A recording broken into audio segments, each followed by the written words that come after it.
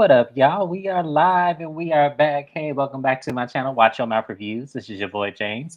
I'm here to give my honest review while trying to watch my mouth. Maybe it can happen in this video, we'll see. Joining me as always is my special guest, Mrs. Best. Y'all say what's up to it. Make sure you like, comment, subscribe. We appreciate everyone who comes to our channels, watches our content. We are up and coming in this. We're trying our best. So we appreciate all the patience, all the comments. I do read them. Thank you so much to everybody who interacts with us. We are definitely appreciative of you because this is hard. So thank you much. So let's get into it, y'all. This is House of Villains Season 1, Episode 3, recap and review, y'all. If y'all saw my video last week, y'all know I called out the E Network call center because I felt it was ridiculous for them to withhold who went home the very first elimination. I thought that was ridiculous. We didn't need 3 episodes to understand who's going home. They could have did this episode 1. So for those of you guys who do not know, they started where they left off last episode, which is who's getting eliminated. Is it going to be Jax or is it going to be Corinne? Omarosa hit that button to that left, and Jax went upside down, and we never saw him again. Ain't that something? Y'all did all of that just for that reaction. All of that. Okay, E Network, I see you, but this was ridiculous. So everyone is shocked seeing this. They were like, "Oh my god, like what is that? Like, oh no, they can't do that to me." Bobby in New York probably had the best reactions. They were like, "Oh no." Like I was cracking up at their reaction. So it comes in Omarosa after the elimination ceremony comes. They all come back to the main part of the house. Omarosa goes up to Corinne. She goes, I didn't want to see you go home, and I knew that you wouldn't, but I just, want to start fresh with you, and kind of extends a strategic olive branch because that's what that is. And poor little Corinne, that just went over her head, and just she didn't know the game. She just really wants to be liked by everybody. How did you feel about Miss Corinne in the moment where Omarosa made amends, Mrs. Best?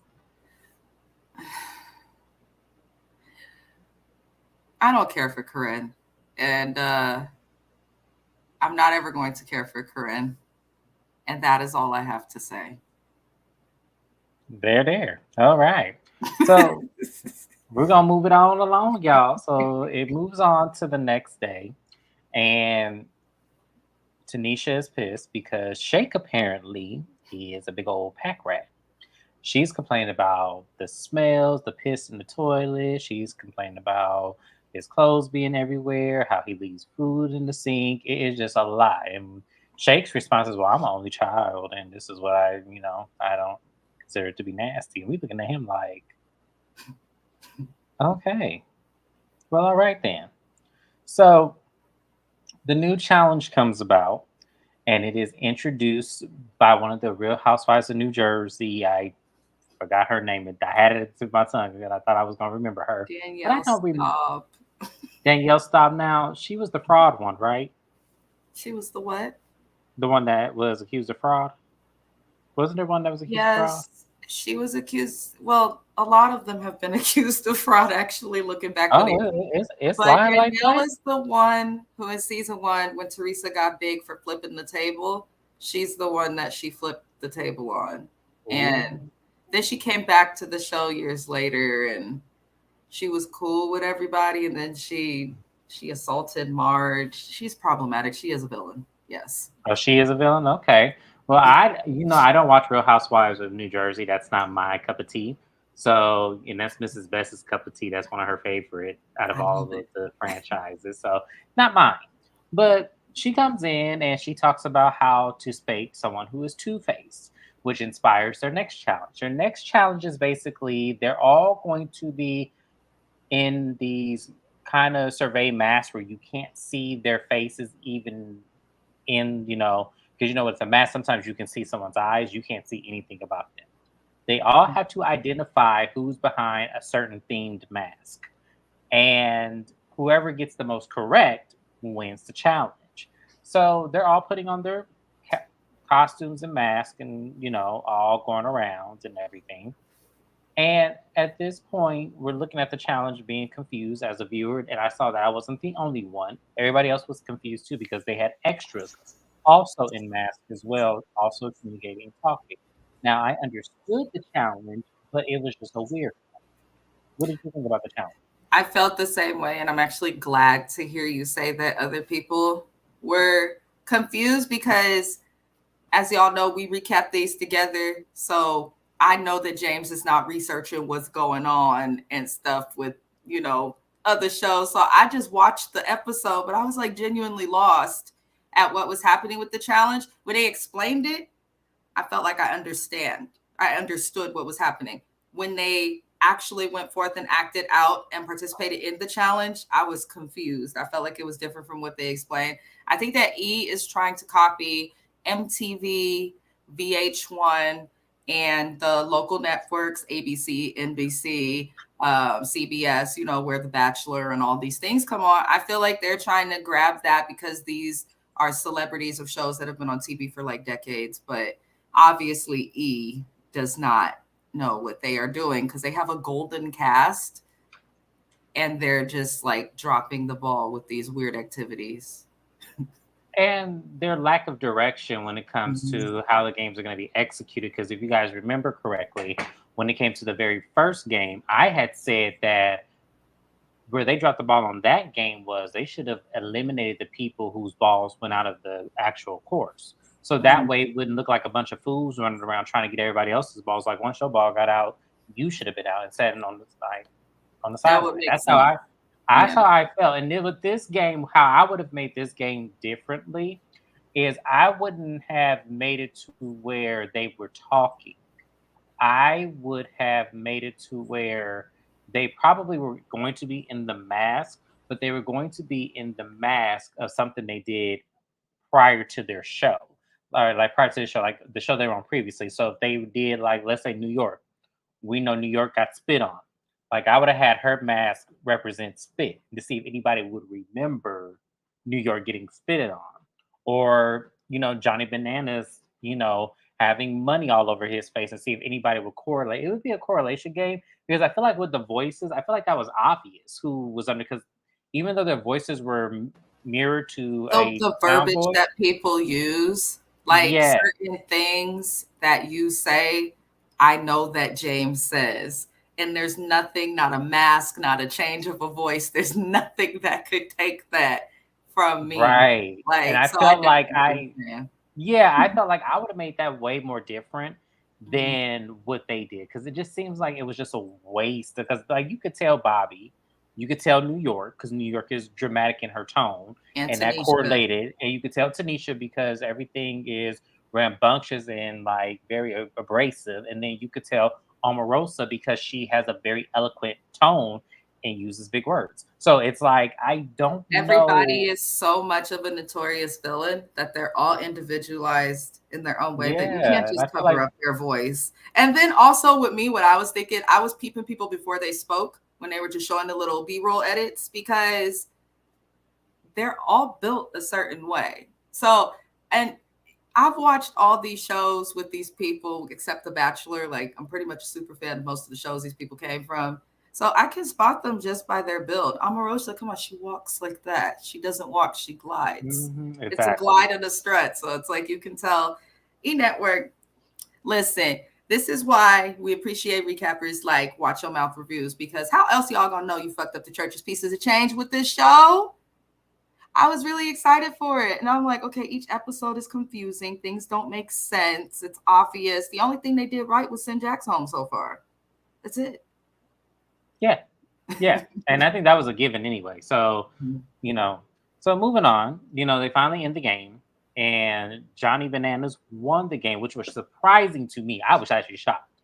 My mouth actually dropped because I was like, out of all people, really, he got the most correct? Okay, fine. He got 8 out of the 9 people correct. I don't know who he got wrong. I don't think they answered who he got wrong or who he couldn't identify. I don't remember that. But he won, and now that did ruffle a lot of people's feathers because we know if y'all know anything about Johnny Bananas, if y'all watch the challenges on MTV, y'all know Johnny Bananas is not to be trusted under any circumstances, no matter how charismatic he comes off, you cannot trust him. So Johnny Bananas wins and he's feeling good. And the challenge is over. And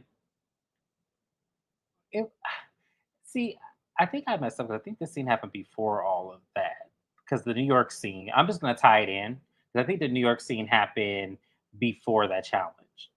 You're on mute. There was something that happened with New York last week, and then this week something did happen with her, but I think it was after the challenge. No, I think it was before. Really? I think I messed up. I think it's before because I'm looking at my notes. I'm like, oh shit, because it skipped where she comes See, follow your downstairs. notes, Yeah, not me. Follow your I'm notes. trying not to make me. sure I'm looking at the camera at all times and trying to be strategic. No. But I'll retire back. So New York and Johnny have this little bit of tension between them because Corinne walks in the room as Johnny Bananas is playing guitar, and he's basically when Corinne walks in, she's like, "Well, why aren't you engaging with everybody else downstairs?" And he goes, "Well, I'm a lone wolf.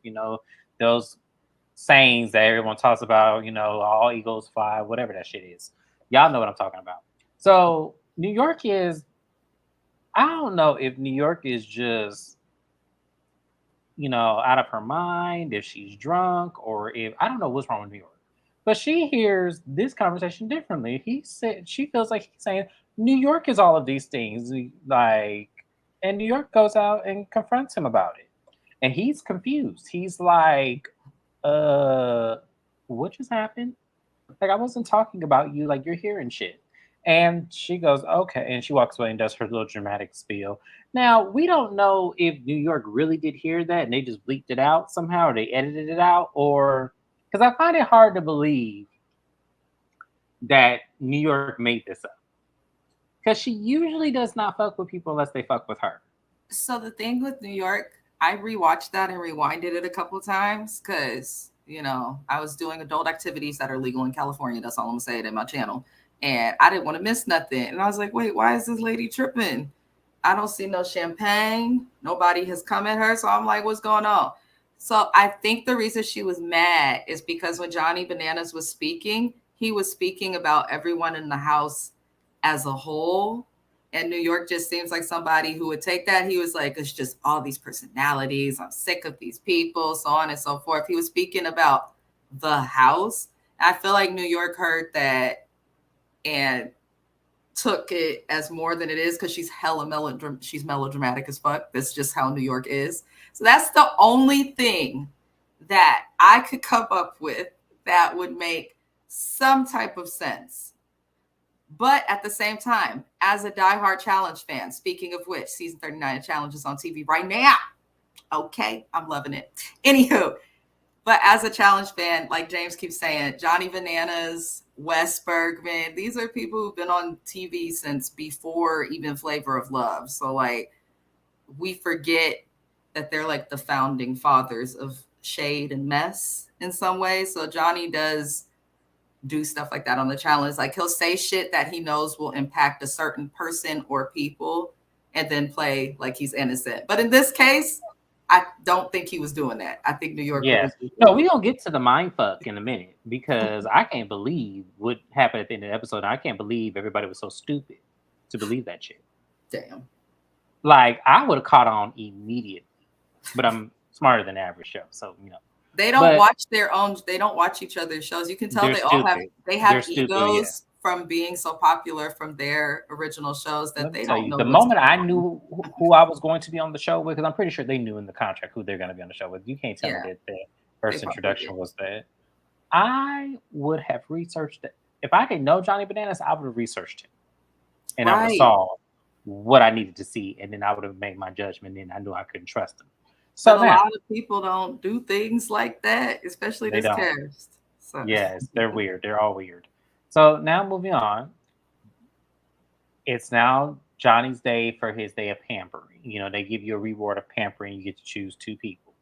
So at this point, we don't know who Johnny's going to pick because, as I said, he's strategic as hell. And you have to know Johnny to understand him and watch him on the challenges. He always goes beyond the grain. So he picks Tanisha because he says he trusts her the most out of anybody there. And then randomly he picks Omarosa, which I was shocked. I was like, wait, I You picking wasn't. Omarosa? I wasn't. You? You wasn't shocked Johnny's by that? smart. He figured out. He said from the beginning, he plays. Johnny Bananas does competition reality. He does this. He understands alliances. He understands ass kissing. He understands what to do. He said on the first episode, I'm not going to win. That's stupid. I guarantee you the person who wins will be the first person to go home. And that happened for the most part. So he knows what he's doing. I think he's just going to invite Omarosa because he is kind of like a baby Omarosa in that he understands to keep your enemies closer. He truly understands that. That lady voted him in the first week, and then he goes and takes her on the gift. I think he understands the power that that lady can have. I don't think any of She them didn't can vote him in. outbeat him. Huh? She didn't vote him in. Well, either way, she discussed and played with him at the last. Do you remember she played with him? Yeah, she Made it did. She seem did like she was. I feel like Johnny, when she did that, he's not going to forget that. So now he's going to bullshit her, is what I'm trying to say. No, I think, and to me, that's the wrong move. And I'm gonna tell you why that's the wrong move. It's the wrong move because it does not matter if you keep your eye on her or if you completely in the dark of her. If she wants to get you, she's going to get you either way. So it's like you can't do that. Like to me, I would have bought someone who I would easily influence to not vote me out. You have to use those moments to pick people that you can easily influence, I not the think person he's who would be the playing the hardest to game. convince. I feel like he's playing the game in a similar way to how he plays the challenge. And I think that's going to be his downfall. Yes, I see it being his downfall too. I could be wrong, y'all, and I don't really care either way because I don't like him. But I don't think he's gonna win. But I feel like in terms of his strategy, I feel like it's not enough people to work that strategy. It's not enough people on this TV show. Like not enough competitors to do that. I think that you are missing the mark. But he picks them. That little activity was cute. It was a whole, little dog thing Why where are they you making that face for the dog? because I felt like this is where E You Network was have a cheap. dog. Smile at the thought of That's puppy. because here's the thing. If I'm on a challenge, like it was a cute thing. It was cute. It was. They had a charcuterie board. It was real cute. But if I'm on a challenge and we are elevating levels to this challenge, I'm expecting for my prize to be more elevated than a spa and a little dog thing. I would expect, us going to an amusement park and then, doing challenges there, us doing like elevated things, not, that. But that was cute for what it was. Now, Shay cleans up the house, which was funny to me because I'm like, why are you gonna do stuff at the last minute? You might as well have left it the way it was and then just let Tanisha just start her damn tantrum. Like at this point, what did you clean up for? But anyways, he cleans up, and then this conversation about Bobby and Johnny having this flirtation, which annoyed me half to death because I hate when it's two things to this. There's two things to this. I'm gonna say. I hate when straight men play with gay people like that. I do. I hate that because I feel like you don't know who you really are dealing with at that moment. You don't know him that well. And what if he really took that serious? Which I feel like Bobby did have an emotional tie in there somewhere. I just don't think that he really thought that Johnny would be interested. You know what I'm saying? Johnny do that on the challenge. He always I know gets he really does. close. He actually did that to that gay guy on their season on Key West. If you recall. He did, Tyler. He did that, yeah. He did. Yeah, he did that to that gay guy too. And he's still doing this shit. And I don't get feel why. like, yeah, I feel like that's so weird. That is I so feel like weird. if you know that, okay, so I would just say it. I really don't give a damn. Y'all can cancel me. I ain't got shit anyway. Like heterosexual men and people like have an issue when they feel like the LGBTQ community or whatever is coming on too strong or all this other shit. But then when the tables are turned, no one really talks about the straight men that are quote unquote okay with being around people who are not straight. But then the only way that they can seem to be okay with them is if they mess with the pick on them. And it's like, Johnny, you bothering Bobby a lot more than you bothered these other gentlemen in there. Leave that man alone because that's what I'm saying. Like, why are you playing his hair and putting on his wigs and why are you doing this? Yeah, what are you doing?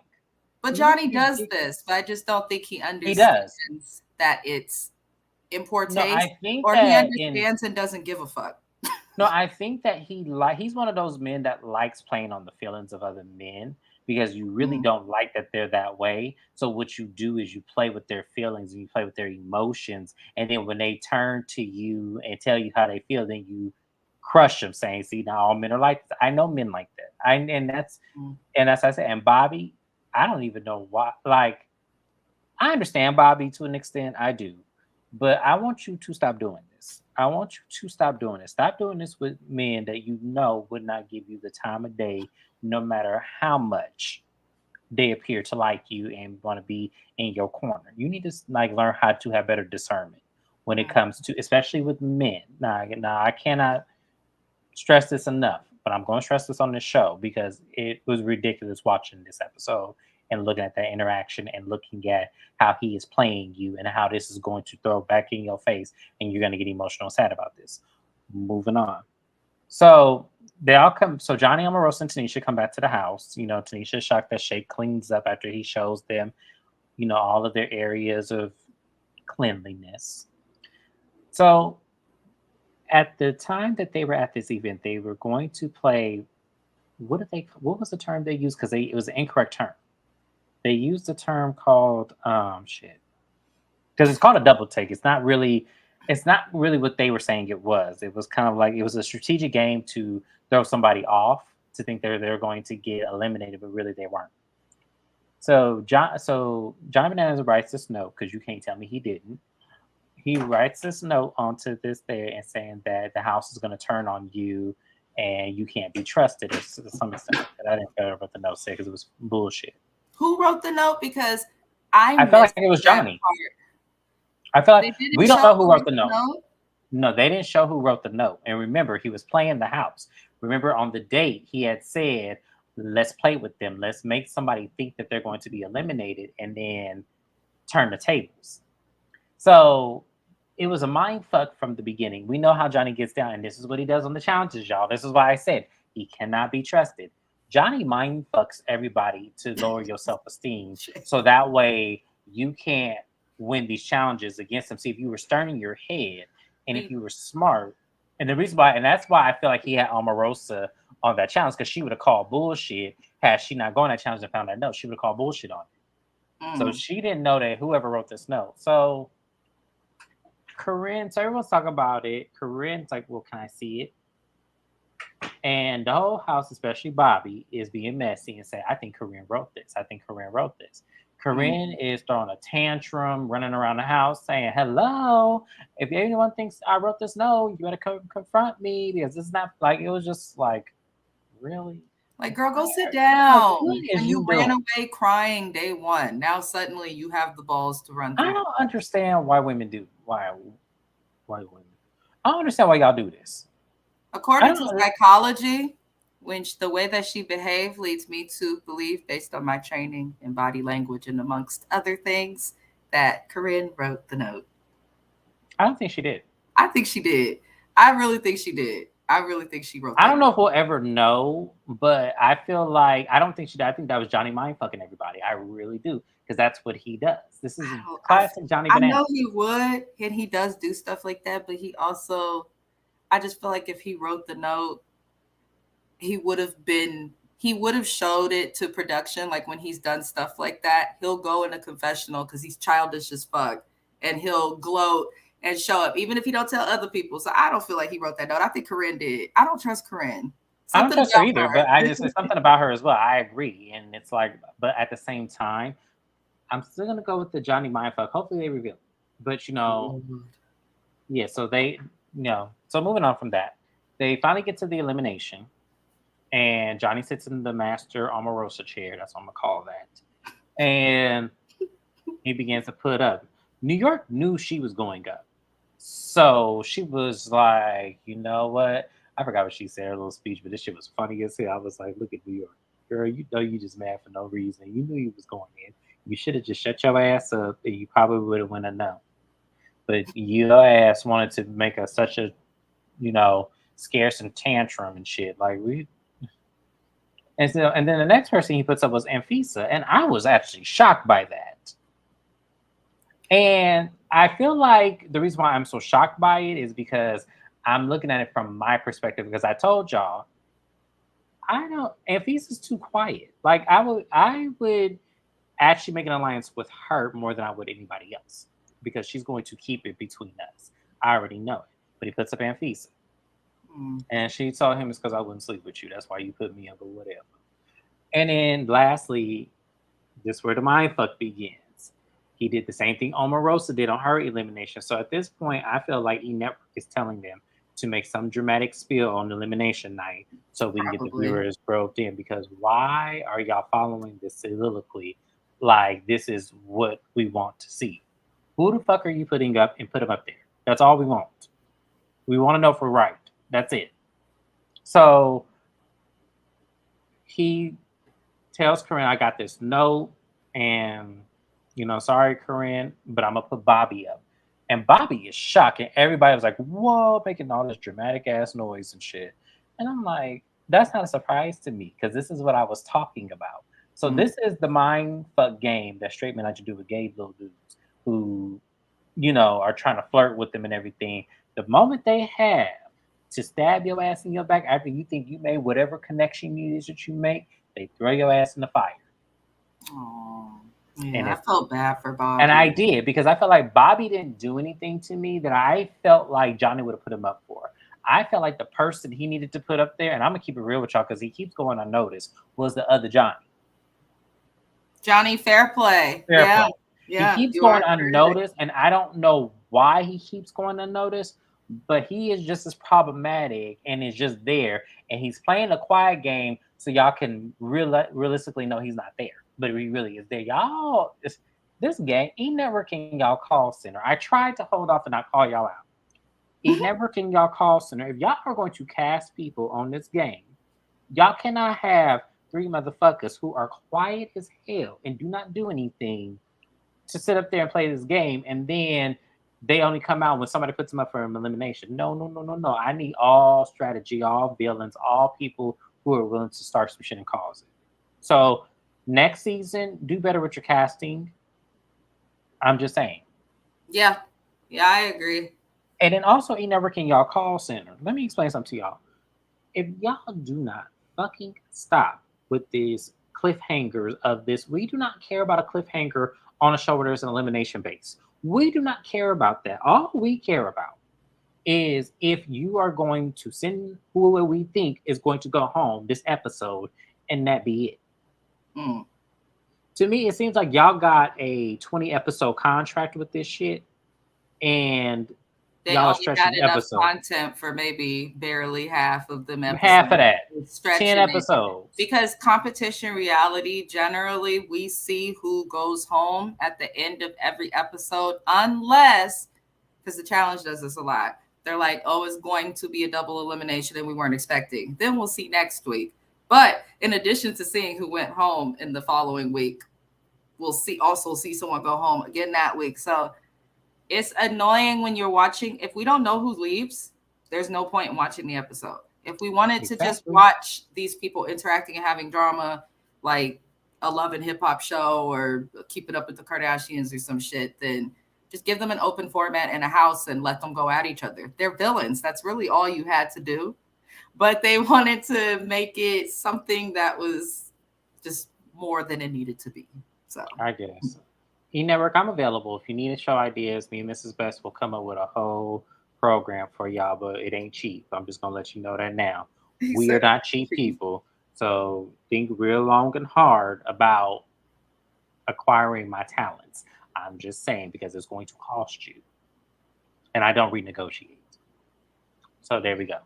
So that's it, y'all. That was the whole episode. We appreciate everyone who tuned in. Like, comment, subscribe. If you're catching the playback, I hope you enjoy yourself.